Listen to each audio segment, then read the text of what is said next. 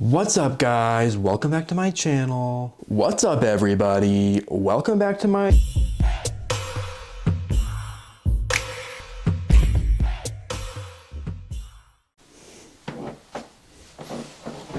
Welcome back, everybody. Hello, friends. Hello, loved ones. Hello, even not loved ones. I've been doing a lot of thinking about what I want my channel to look like, what I want the videos I make to say, one, about the sport that I love, and two, about me as a person. And so it seems like there's a niche that is probably not being met within the disc golf content world, which is, albeit small as it is. And that is like true cinematic, like film type videos. As far as I can tell, no one's really doing that. However, caveat time. I don't know what the hell I'm doing.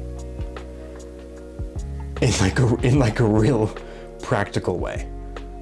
This is all super new to me.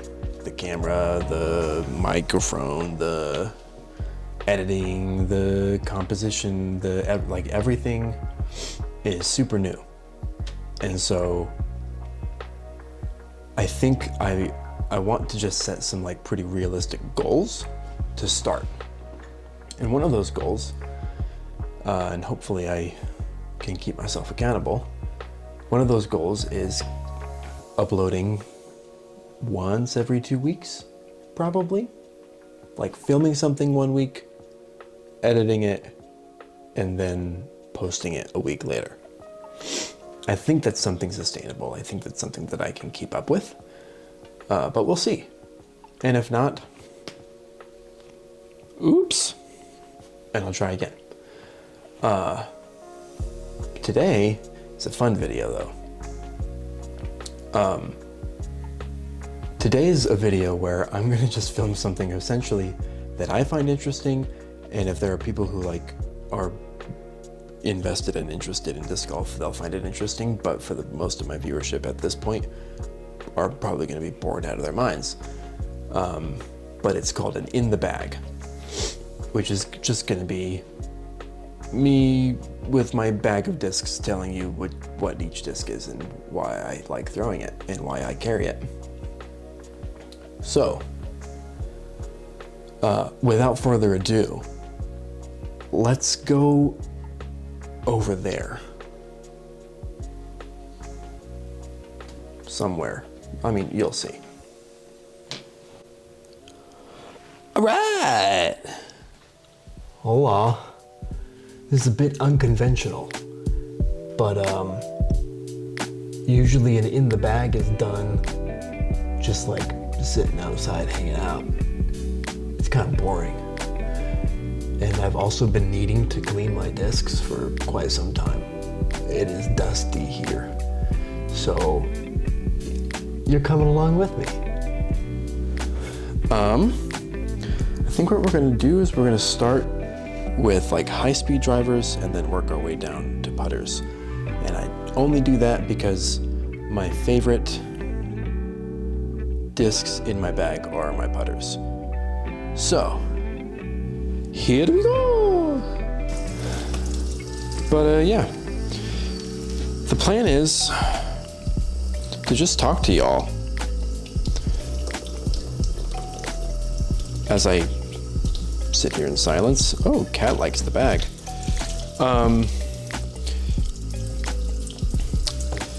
Yeah, so, I don't know, I started the channel because I felt for a long time now in my life that I've lacked any substantial creative outlet.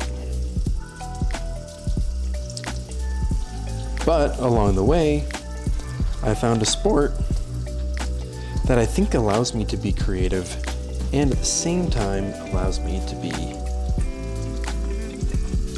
outside and just have fun. But I've been missing something in my life for a while, which is just doing something that brings me joy solely for the purpose of bringing me joy. So that's the origin of this. Also, I should probably be telling you about the disc while I wash it. So here we go. This baby. This is the Corvette. This is my highest speed driver. If you see here, I don't know if you can really tell. It's got a really wide rim.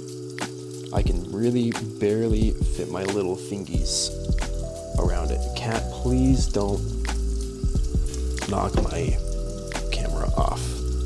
Thank you. Okay, essentially the way it works for all you newbies out there is that the higher speed, which is indicated by this number here, the 14 here, I don't know if you can see that at all. Oh, there you go. It goes through like 1 through 14 is like essentially how they work. And the 14 stands for the speed. And the speed isn't necessarily like literally how fast the disc is. The speed stands for ease of distance, which essentially just means like I could throw a putter, and if I had the arm and the technique and everything to throw it 400 feet, I could.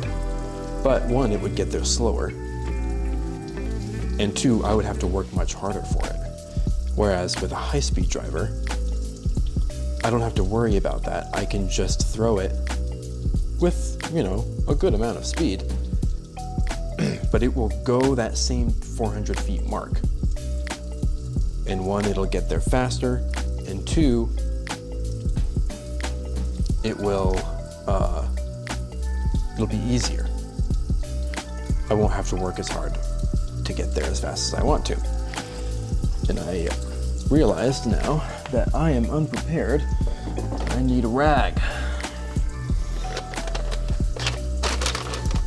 Oh, you know what? I think I have one in my bag.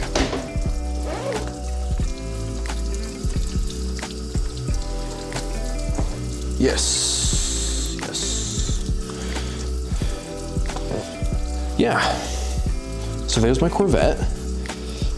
She beat in pretty hardcore, so she started off doing what I kind of wanted her to do, and now she doesn't really do that anymore. Okay, now the cat has to come out of the bag. Uh-oh, secret's out. The cat is out of the bag. Ew, you're actually gonna go to jail if you're gonna be interfering with my stuff. Come on. Ugh. Jail time.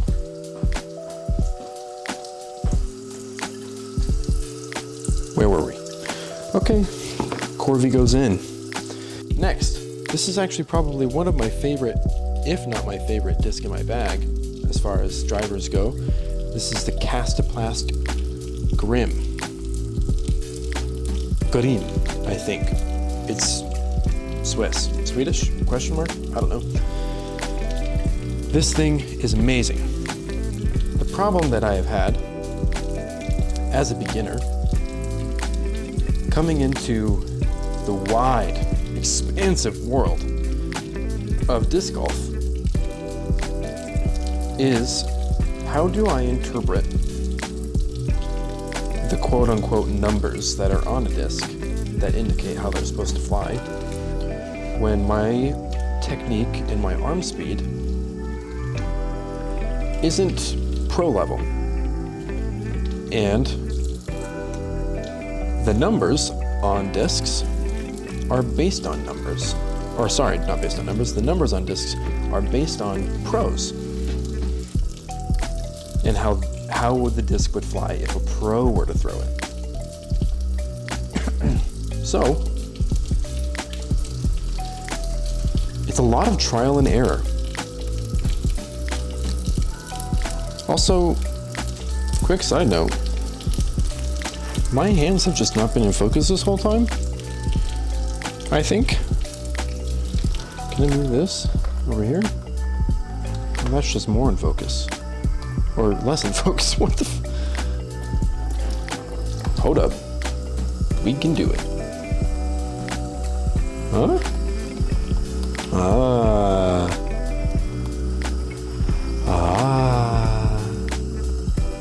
like so. Yeah, there we go. Okay. Anyway, so my problem a lot of the time, especially for higher speed stuff, which requires a higher arm speed, higher spin rate on the disc, like how fast you can actually spin it out of your hand, all of that stuff has to do with the flight of the disc, and the flight of the disc is based on a pro throwing it. So where do I come in? How do I throw this? Well, to start, pretty badly. But it was a lot of, like I said, trial and error. Just buying and throwing discs that I hope will work for me. And this one specifically is the only like super high-speed driver that I've ever bought straight out of the box that just flies exactly how I want it to fly. Let's talk about stability. The stability of a disc is, how can I easily put this? The stability of the disc is whether the disc has a propensity to turn left, or excuse me, to fade left or turn right if I'm throwing like a right-handed backhand. So, certain discs are just made to turn certain ways or to go certain directions. And that's why I have so many discs. That's why each person that plays disc golf and takes it seriously has probably 20, I think I have like 25 in my bag, I think. That's why we have so many, is because for each speed of disc, take for instance, this is actually a perfect example. Take for instance, this guy. This is the Thought Space Mantra. This one is understable, which means that if I throw it on a backhand, it's going to have a propensity to, as it's flying through the air, it wants to turn to the right. However, there are some discs, like this one. This is the Thought Space Coalesce. This one has a propensity to fade left, to just dump out. It's gonna, if I put it flat on a backhand, it's gonna go straight for a little bit, and then it's gonna fight and fight and fight and fade and fade and fade until it hits the ground. Some discs are crazy stable. Oh, that's called stable. Right, maybe I should probably say that. So, a disc that wants to turn right, like this one, is considered to be understable. And a disc that has a propensity to fade left is considered overstable. And then if you have a pretty neutral disc that doesn't really do either, eventually it will, every disc will just fade to the left at the end of its flight.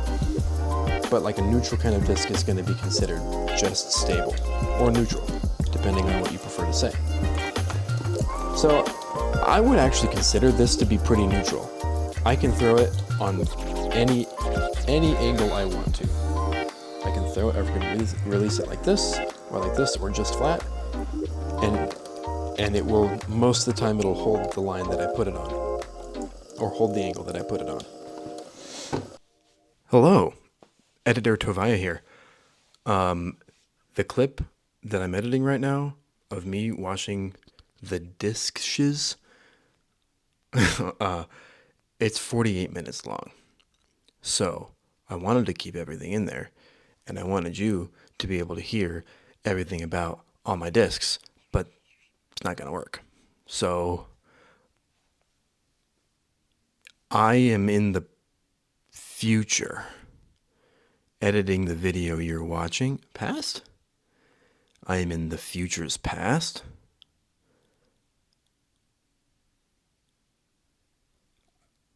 Something like that. Either way, I'm editing it right now, and I'm gonna try to figure something out. Something fun, something maybe a little goofy, or I might just make cuts and you won't get to hear everything.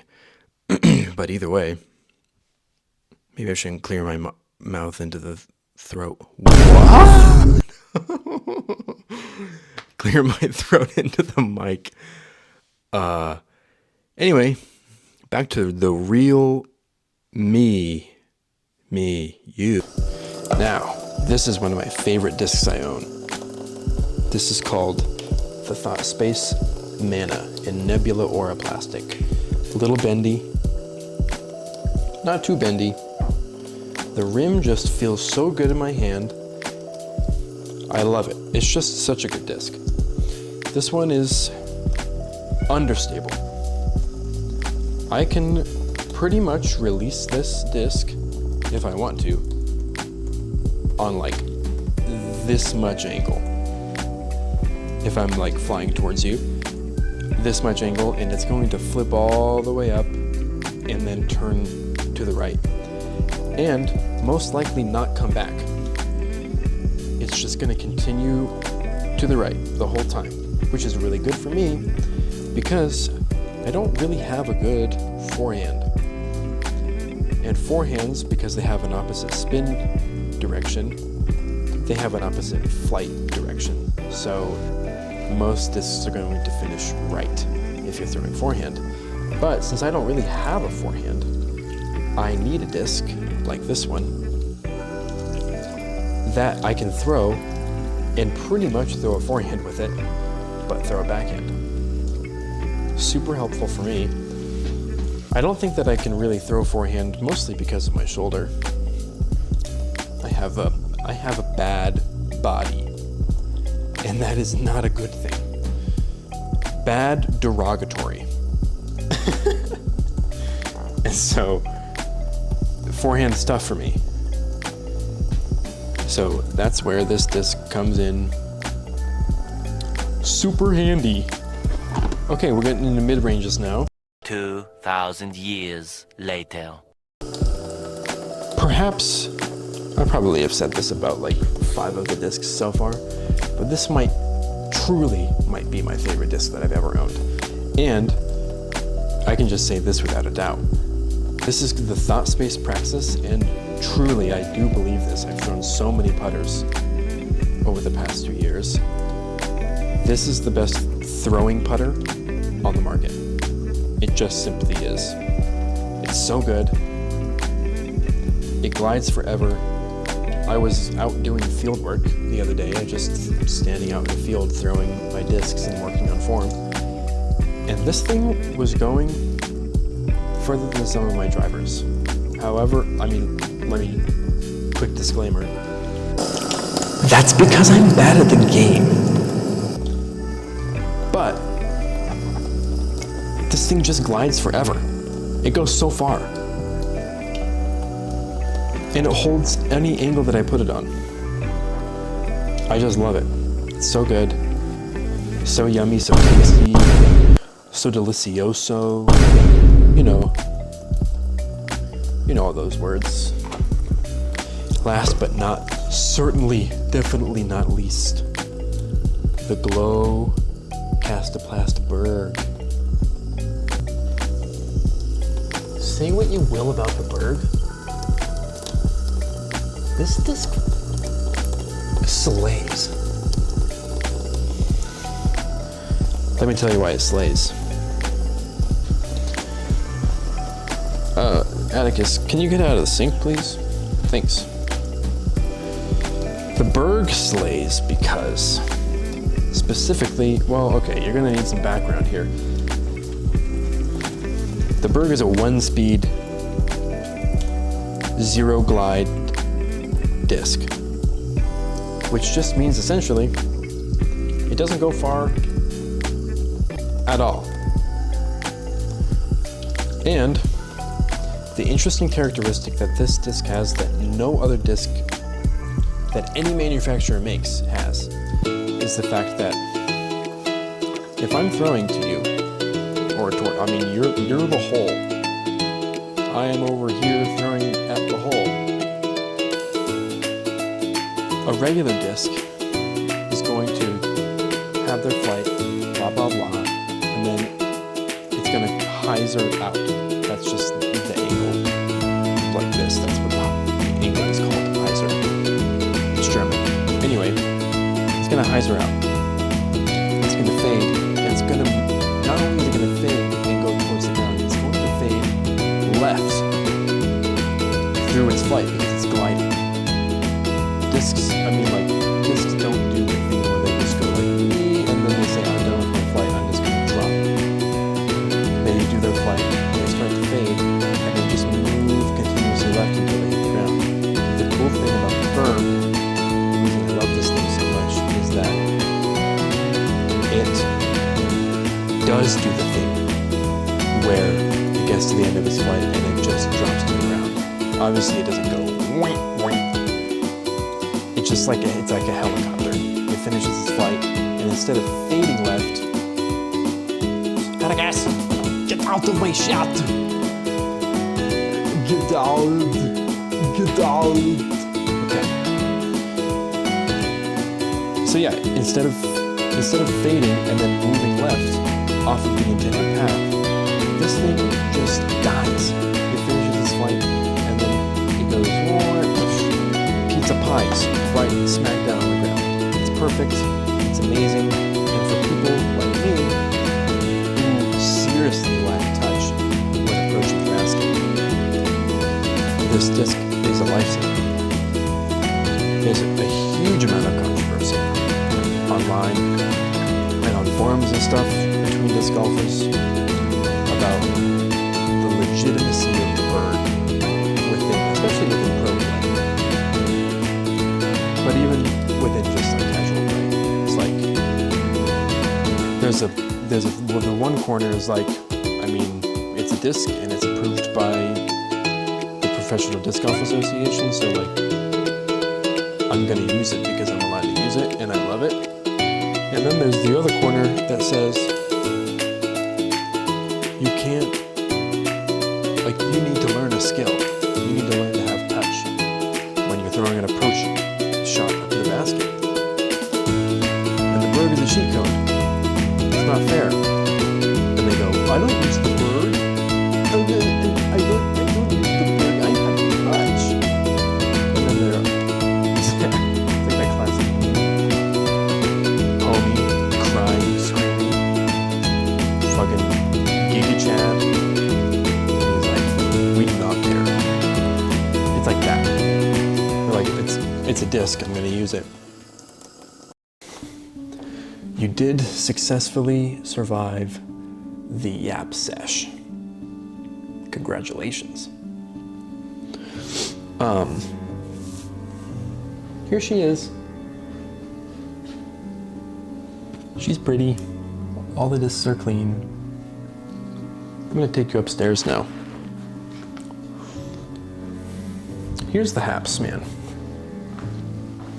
Here's the truth. I'll tell you the truth.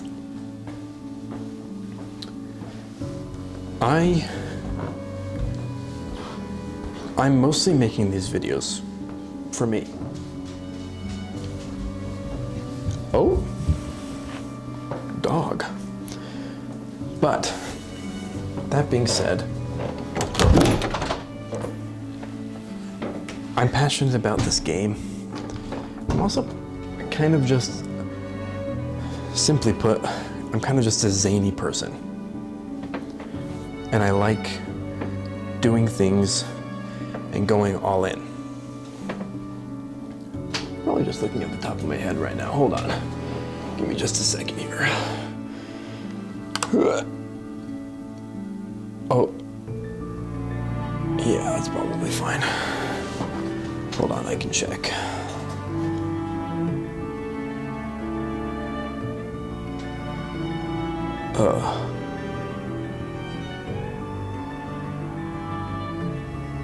Why not? I'm gonna assume that's fine. Either way, I really, like, I want to do this thing, the YouTube channel, the making videos, the editing videos, the everything. I want to do it, like, and dive in head first. And I'm doing that for myself as an outlet in my personal life. But I want to take you guys along with me. Whether or not you love disc golf, whether or not you love me, maybe you'll be entertained, maybe you'll laugh, maybe you'll cry. Probably not a good thing, now that I think about it, but you could. It could happen. Either way, I guess I just want to say that it's hard to endeavor to do something new where everything is new and scary, but I've done that with disc golf, and now I'm doing it with this. So, thank you for being here. If you somehow made it through this whole video, and I really don't blame you if you didn't, but if you did, thanks for being here. And if you don't mind, smash that. I'm kidding, don't. If you want to like this video because you like this video, then like this video. That's crazy. A concept. And if you want to subscribe because you're interested to see more or learn more, then that's cool too. Do whatever you want. You live your own life, man. Person. But yeah, that's really mainly all I want to say to you. Thanks. It does mean a lot to me if you watch this video or share this video with someone that you think might enjoy it. And if you do none of those things at all, that's cool too. Pretty simply put, I'm not making these videos for you. I'm making them for myself. And I'd be overjoyed and elated if you were entertained by it and liked watching it. But at the end, or in the end, that's not my main goal here. My main goal is to blow up and then act like I don't know nobody. But that's it, man. Thanks for watching. Thanks for listening to me.